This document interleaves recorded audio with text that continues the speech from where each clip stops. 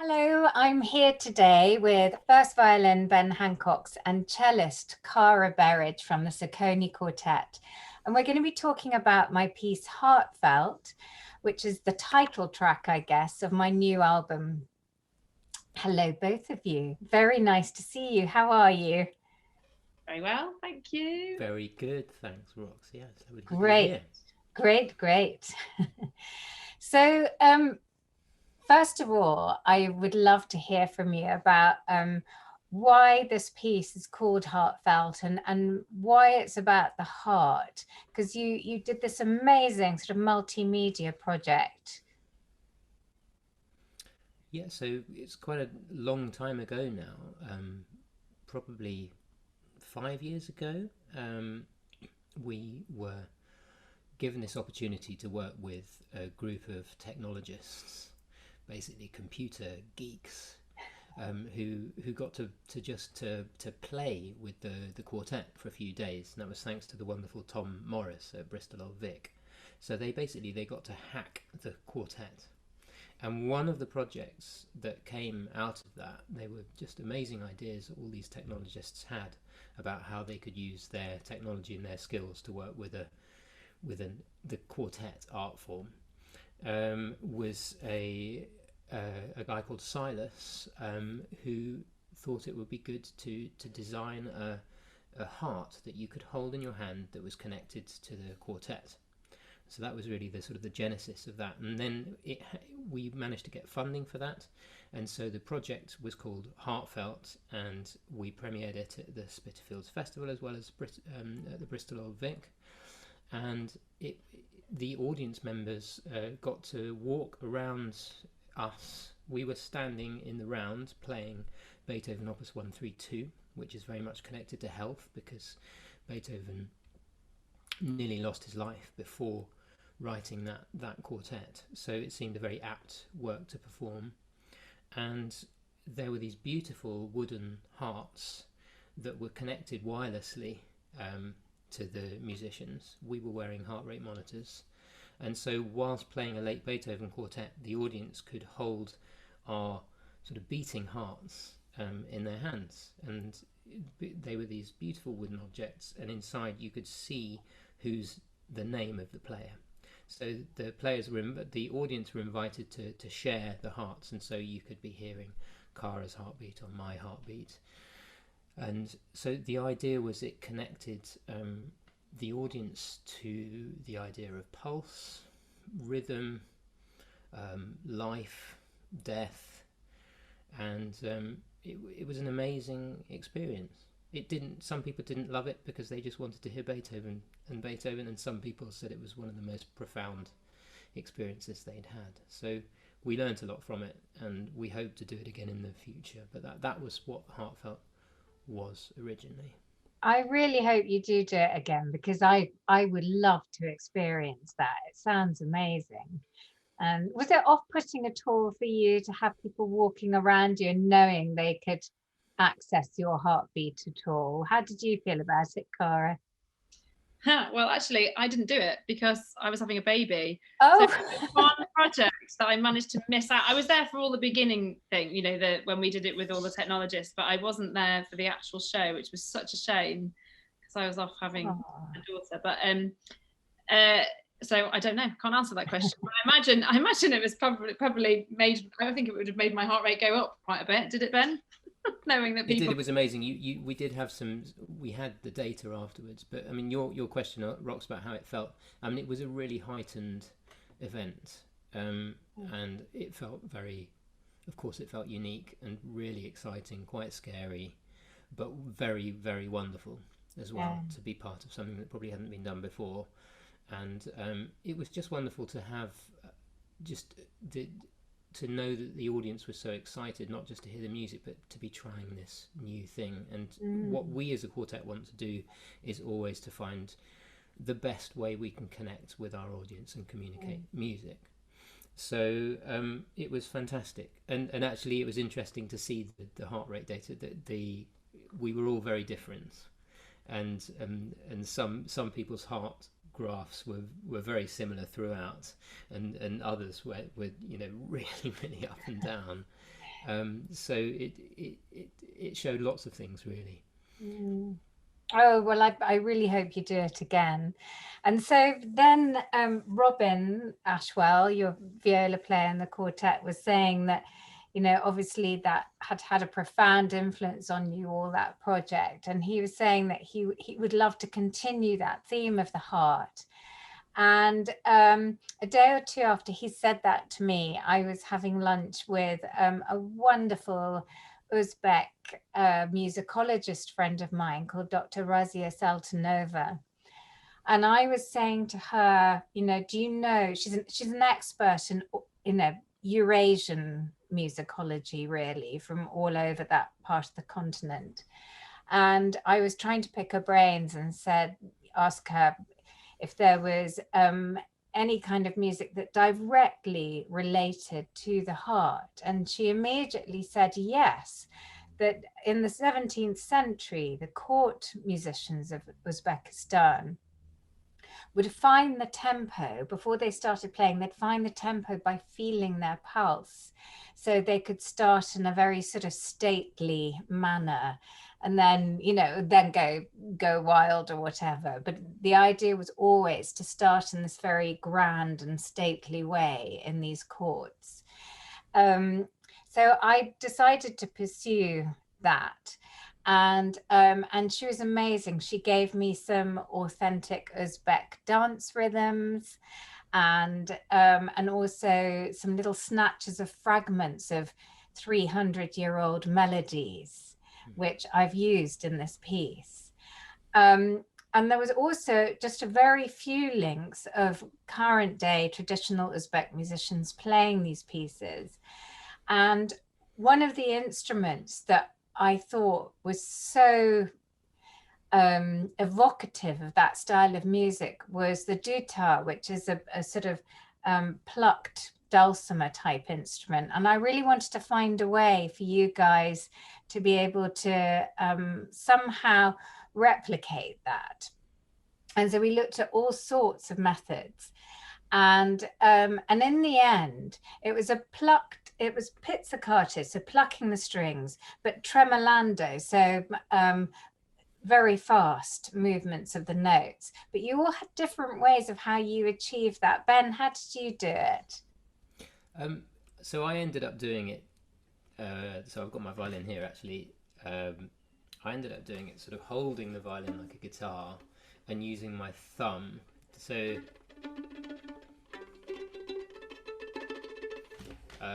moving,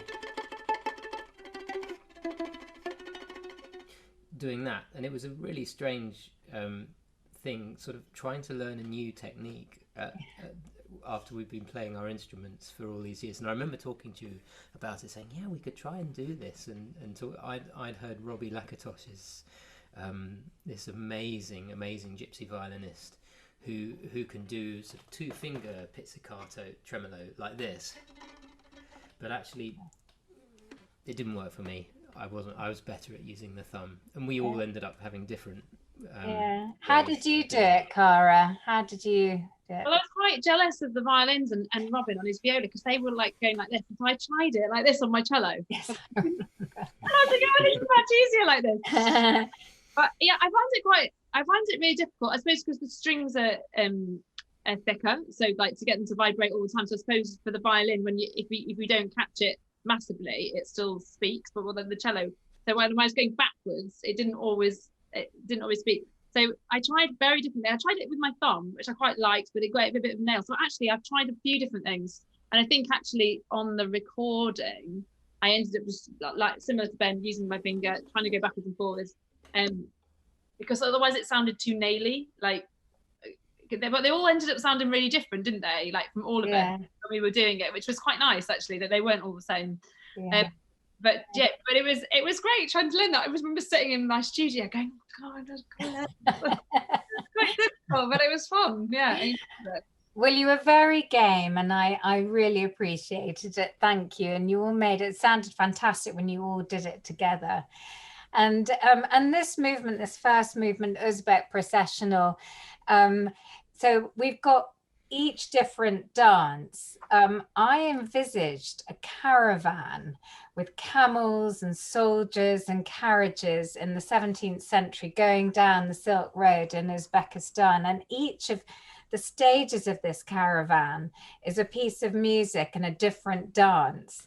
And you really, it's quite theatrical. You almost have to act some of it, because there's one bit where people, animals just completely run amok and it all falls apart, and then it comes back together, and then there's the beautiful ladies in their ornate silks.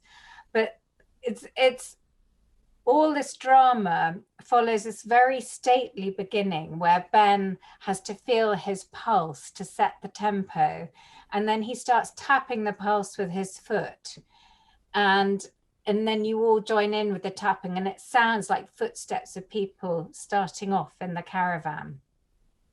And it was huge fun to do that. I really enjoyed that, and working with you on that. And then we have Lament for a Bulgarian Dancing Bear. And I was also at that time reading an amazing book by Witold Schabowski called Dancing Bears, about the rescue of bears who'd been used as dancing bears in very cruel conditions in Bulgaria in 2007, when it became illegal there. And again, I had to ask you to play in a different way, because the music that was played to these dancing bears, that was theoretically making them dance, was played on an instrument called a gudulka. And the gudulka has a very, very distinct tone. It has sympathetic strings underneath the played ones, which gives it almost a sort of a reedy quality. And we were looking at how to do that. And in the end, who was it who discovered the leather mute? I think it was probably Robin, wasn't it? He loves leather mute. So I think he uses his leather mute all the time, actually, as instead of his rubber one. I think we use, because the rubber one lives on the strings, but he likes the sound of it, doesn't he? Quite a lot. Yeah, so. Yeah. And he managed to put it, and that plus playing very close to the bridge, sul ponticello, provided that reedy sound. But then the other thing, which I, as a person who has a sort of form of rhythmic dyslexia, I'm in awe of Ben, who has to start the piece with an accurate rendition of a bear's heartbeat. And we, by hook and by crook, finally got this bear's heartbeat from the Wild Place project down in Bristol. And it was very slow, with long gaps between. It was dated when we got it. And Ben, you had to keep this going in exactly the same rhythm. How did you keep that at the beginning of the piece without sort of speeding up and keeping those long silences? How do you keep it going? I don't know, really. I think it's just something that I think Cara's laughing because the first time we played it, I completely messed it up. But actually, that aside, I think what you get from playing in quartet, and also having to often initiate tempos and things, is that your sense of pulse gets better. And so whenever I'm just looking at the score for it right now, I can actually feel it very clearly, and I think I'm quite consistent with it. So I think it's always just having that really, really strong sense of pulse in your head, and being able to sense beats like the heartbeat, but also to sense bigger shapes as well. So the phrases. So it doesn't just feel like a sort of vertical, static thing, but a linear idea as well. And the heartbeat runs all the way through that piece, and it gets faster and faster as the piece goes on, as the bear gets rescued and becomes happier, and it ends ecstatically. and each of the instruments get a turn doing it. But it is so brilliant how you're able to keep that very straight sound when the Bulgarian style folk melodies that I use are very free. They're completely the opposite, aren't they? And Cara, you play yours so beautifully. Did you feel that you could be quite free with that, or were you absolutely wedded to what was going on around you? No, I mean, I cue all of their, well, not all of them, but I cue most of their things in, so I know where they are, which then sort of makes it freer, because I'm aware of them doing it, but I don't, you see what I mean? I don't try and measure my part to what they're doing. And I think when we're playing the heartbeat, for me, it was because it's quite difficult to play it exactly together. It's one of those things, because it's like boom, boom. And actually, the more chilled out and the more, when I actually thought about heartbeat rather than trying to think about playing it together in a tempo, I found it much easier, because that's what it is. Do you know what I mean? So it's more natural, and it's more sort of boom, all the way through. And I found for playing the solo over the top, in a way, you just, well, I suppose when you're playing the heartbeat, you have to ignore, I mean, we completely ignore Robin. I think that's the only way we can do it, is just to be together. Well, not ignore him, but you know what I mean? It's just so that we're really, so we don't react to what he does as he pulls it around, because if we did that, it would be like everywhere. So, and the same, so I have, I've just like cued it all in my pipe, I don't know if you can see, just cued in, so that when I hear a note, I know that I can move off. And there's some of it, because there's lots of notes that I'd have to sort of stretch it and then sort of like go, but yeah, it seemed to work out fine. I think it's sort of, I think it's easier to play the tune in a way, because you sort of feel you have the freedom, whereas the other bit, you have to make sure that it's there the whole time. And also, if you're playing the tune and it goes wrong, you've and I've written it all in, I can sort of just move it around and pretend that's what it's supposed to be like. That's great. Well, it's just brilliant teamwork, and that's what being in a quartet is about, isn't it? It's being constantly aware and with each other. And last week we had the amazing experience of actually going down to the Wild Place Project in Bristol and performing the piece to I'll Be the Bear, whose heartbeat we used. And it was incredible. And I was so astonished when, from the moment you started tuning up, Albie came and sat on this platform just behind you and just watched you intently, and you performed the piece twice, and all the way through he was watching, and he was sniffing the air like he was almost trying to smell the music. Were you aware of any of that at all? Or I know you had your backs to him, but were you able to see, in a corner of your eye what was going on? I could see the two of them, the two bears that were lying on that. I could see the two of them, because I was sort of half on. I could just sort of see this shape, and they were so still and quiet. It was incredible. It just, as we said, the best audience we've had. Those two bears were sitting, and they were just sitting behind a log, side by side, and they had their paws, both of them, their paws crossed on the log.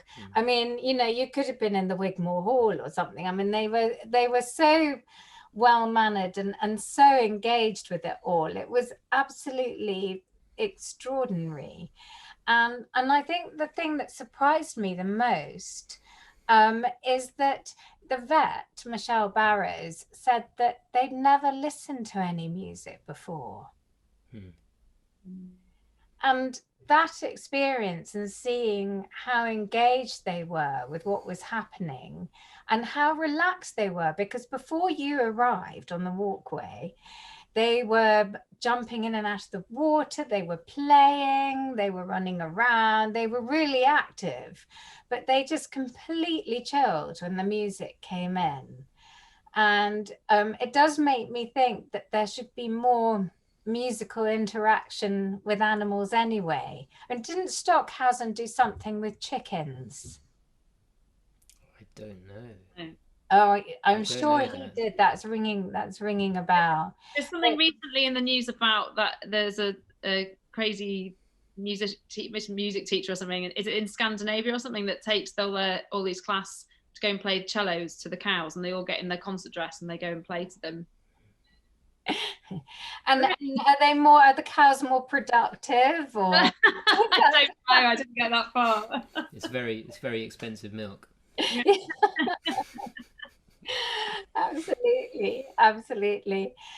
Oh, it's been so great talking to you. Thank you so much for joining me today, and for just beautiful performances of all the pieces on the disc. It's been such a joy to work with you. Thank you. Thanks, Rox. It's just a real honor to have been part of it. Oh, absolutely amazing. Thank you. Take care. Thanks.